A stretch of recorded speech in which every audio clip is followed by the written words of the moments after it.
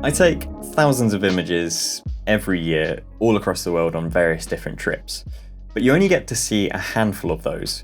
So what I'm going to share with you today is how I actually start my editing process. And by editing, I don't necessarily mean making adjustments to pixels and color and crops and those types of things. I mean actually editing your decision of choosing which images are worthy of sharing and making those adjustments. In the past few weeks, I've been going through my archives of images on hard drives and consolidating them all together into my Synology and just kind of getting everything backed up. And I thought maybe you guys are kind of in a similar scenario, or maybe you're doing other things kind of along these lines. So I've got a few ideas for some workflow videos that may be beneficial to you currently. And of course, now is the perfect time to be organizing yourselves and getting your digital life in order. We've probably been putting it off for far too long, and now we haven't really got any excuse. So let's jump into Lightroom and I'll explain what my process is for how I edit my images down. Let's now open up into Lightroom, and I've actually got a collection of images here that I took the last time we were in Japan. I think it was the day before we returned to the UK.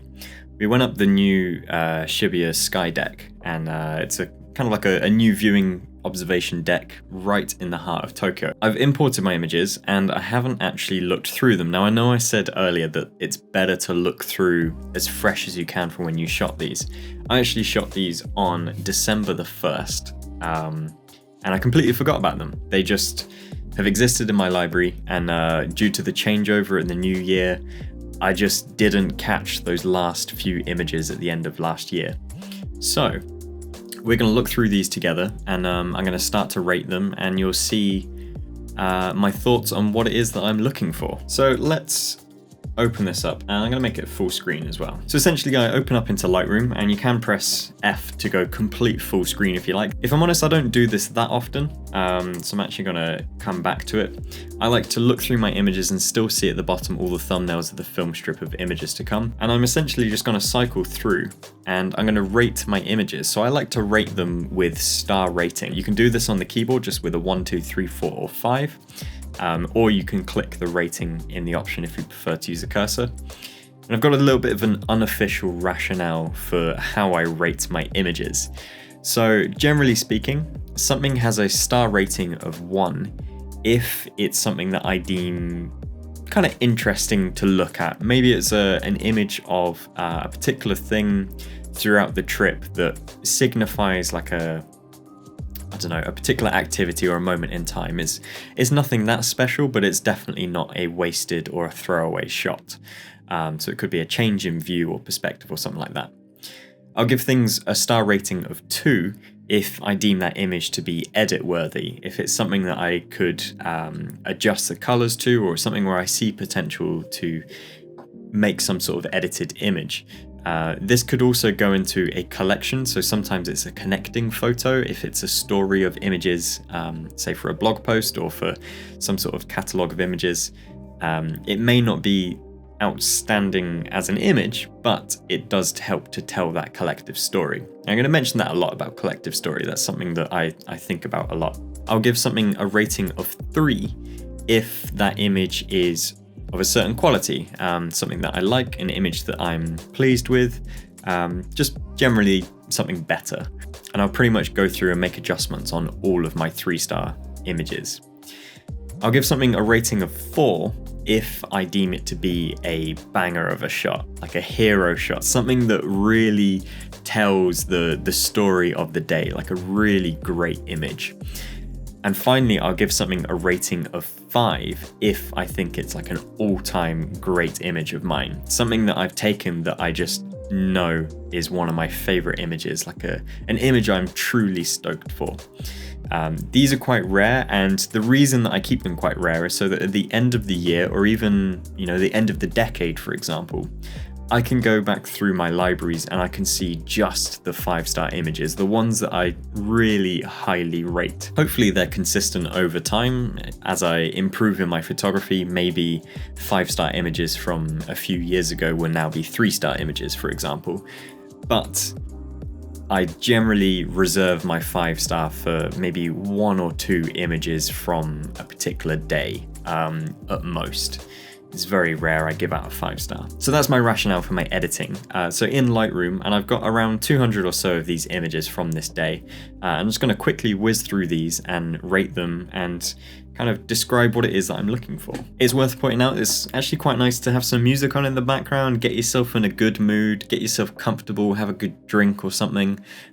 Just kind of get yourself in the mood to be looking at images. I do find myself procrastinating away from looking at my images sometimes, so getting yourself in the mindset generally sets you up to a good session of editing. So as I'm looking through these images, I'm generally looking for something of visual impact, and maybe I'll cycle forward and back. So this one I'm going to give it a 1-star because it's just a good scene from Shibuya. We've got reflection in the glass at the top there, like around in this area, which I'm not too keen on.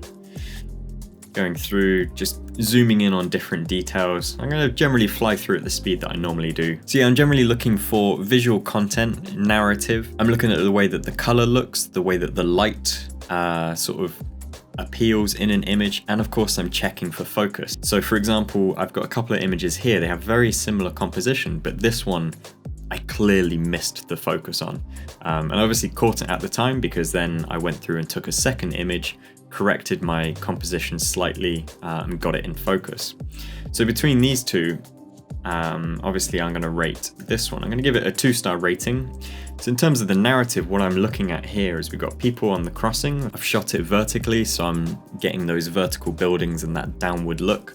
And there's a train going across, so the timing was good. And yeah, I'm just kind of capturing that. So I've given it a 2-star rating. Between these two, so I'm cycling back and forth, and I can see that actually this one benefits better from a 2-star rating because of the Yakult advert over here. So I'm just paying attention to all elements in that image. In the previous one, it was kind of midway. So I'm actually going to go back and remove that with a 0 rating. Again, the color on that. So you see over in this area, we've got this green bit of advertising. I find that slightly distracting. On the next one, we have it with the dark. We've also got the train down here.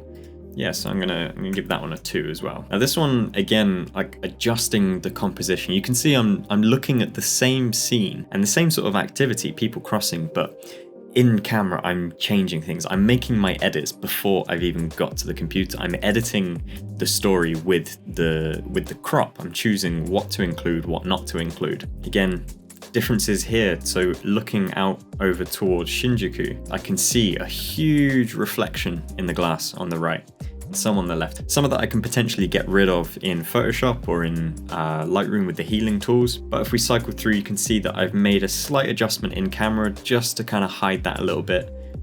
Just changing my positioning slightly. So this one I'm going to give it 2 as well. Going on further, you can see that this is where it benefits to look at images soon after you've taken it, because I would have remembered that I did that correction again. So I'm going to give this one a 2. Again, the focus slightly off on that, so that actually gains the 2. I'm just going to cycle through these quickly. Now, rather than run you through every single image that I'm taking here, I'm going to go through and I'm going to choose my ratings, and then if I find something of substantial interest, then I'm going to add some commentary on it. So here's something interesting. We've got a fairly packed scene, so I'm just going to give that a star rating of 3. And we've got a lot going on here. Adjusting between the two images, which one actually gets my choice?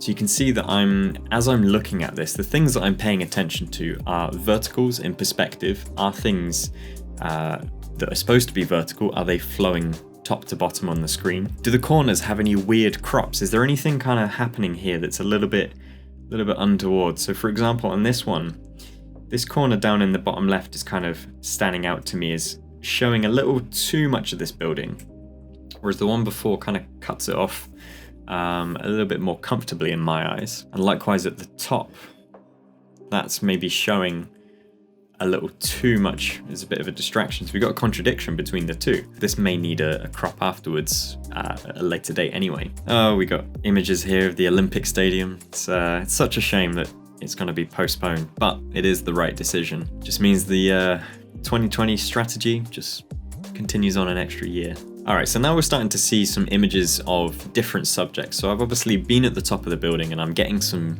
views out across of the city, some urban landscapes. And now things that are catching my attention are the people around here. And you can see the light is just kind of really nicely reflecting off of this sort of balcony, I guess. little bit interesting, nothing too great. Of course, Fujisan was visible this day as well, which is always a good sign. Now these types of images, they do catch my attention because the sky looks great, the city looks great, but I just know I'm gonna have a tough time editing these.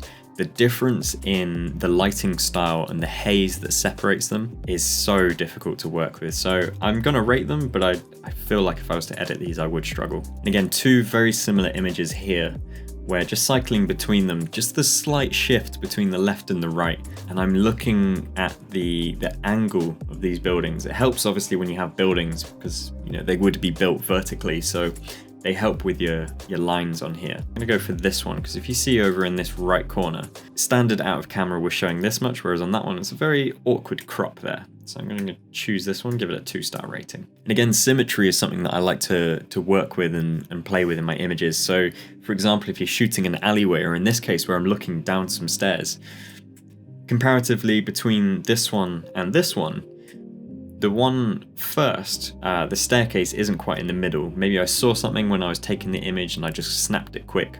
And then I recomposed myself and arranged it. I also quite like the activity of this guy down here taking an image, which is kind of cool. I think I like the one that shows a little bit more of the stairs first of all. But I am also going to rate this one, just because I quite like this reflection happening down here. I think it's something kind of interesting. So another thing you'll start to notice as I'm going through my images is you're getting an idea of what it is that's going through my mind as I'm taking them.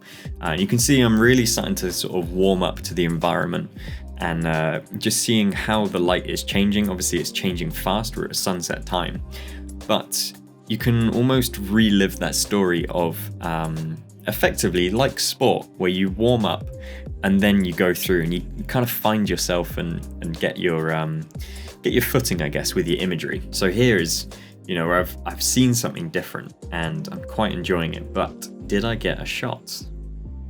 I think this is probably the best one. Actually, that's definitely the better one. It's a sharper one. I'm gonna give this a 3-star. And of course, getting them in vertical orientation, that's quite cool. That one's even better. And this one's definitely got a little bit more balance. So where I've positioned them over to the left, that's kind of helped separate them from the rest of the scene. Again, I remember struggling with this because of that glass. You can really see the haze popping up from the bottom, but nonetheless, it is a famous scene. When you're looking down at a building, it's very difficult to get perspectives right. And you kind of have to go with an optical sort of balance on it. You can't necessarily get a mathematical balance. And that's just where you have to train your eye into which one feels more perspectively correct. You notice as I go through these, I quite often toggle back and forth because you might have a similar composition, but a different activity happening. So in here, we've got people crossing. Next one, we got cars crossing. Just depends on which one I'm feeling. And quite often I'll rate both of them, or an empty scene entirely. It's quite cool actually. You can quite often see differences between the buildings and how the lights come on. So during the time of the day, as the sun's setting, some buildings lights come on at the same time, others come on later. And just differences in the illumination you can see. It's crazy, it's just seconds apart, but you can capture it almost a different emotion entirely. Oh, this is quite cool. I like this a lot. Definitely going to give this a 4-star. I love the geometry that's happening here, the way that this is splitting up, zooming in slightly. Yeah, it's kind of cool. It's maybe not as good as the wide, even tighter. Yeah, I like that. Very clean. Got some shots of Ellie. And again, when I'm getting shots, in this case, I generally like to change the focus. So you can see in this one, I'm focusing on the camera and I've got Fujifilm in focus. Whereas this one, I was going more for the face, I think, but it doesn't quite look right balanced. Normally the face would make sense. But actually, I think in this case, the camera is the action. That's the one that's got more detail to it. Sorry, Ellie. All right, now we're getting into some full night dark shots, and I've got a feeling I remember these coming out pretty grainy. I mean, we're at ISO 6400 on my X-H1, 1 second exposure handheld. You're not allowed tripods up there. Let's see what we can do with these. This is kind of cool. We've got the reflection of the people mixed in, almost like a double exposure. That is actually very cool. Some guy taking photos on an iPad. Shiny buildings. Oh yes, like this. You can see the contrast between a a dark photo and a photo that's got some illuminated area. Seriously, bright pixels are sharp pixels. Just stands out, it just pops so much more, doesn't it? Alright, so we've reached the bottom of my images, and the next step that I'll do is I'll toggle the attribute option within the Lightroom library, and I'll just toggle 1-star rating or higher. This was where I was rating from. We have selected 58 images from that collection. I think there was around 280 or so that I went through. Generally what I'll do is I'll enable the 1-star or higher rating so I can see just my rated images, and I'll usually want to go through and make selections within that selection. I won't necessarily change the ratings because that still stands, but what I will do is I'll go through and make picks or unpicks of images, and we essentially start from the top again. So I'll double click into those, and I'll now browse through these 58 images, and I'll tap P to make a pick and U for an unpick if I accidentally do it. And the idea is that I'd make some picks, and then within those picks, those are the ones that I want to go and make adjustments to.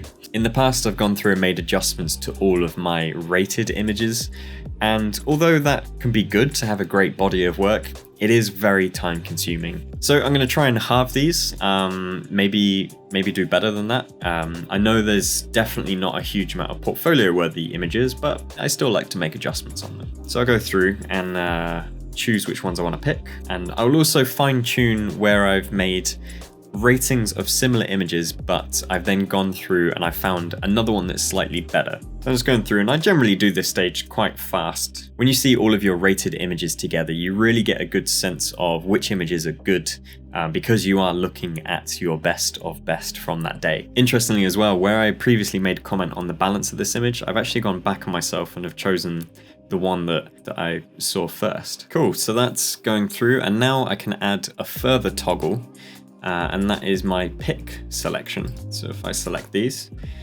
I can see I have picked 25 of the 58, so we've done better than half that selection. And I may even go through again on bigger shoots, I may go through and try and narrow that down even further.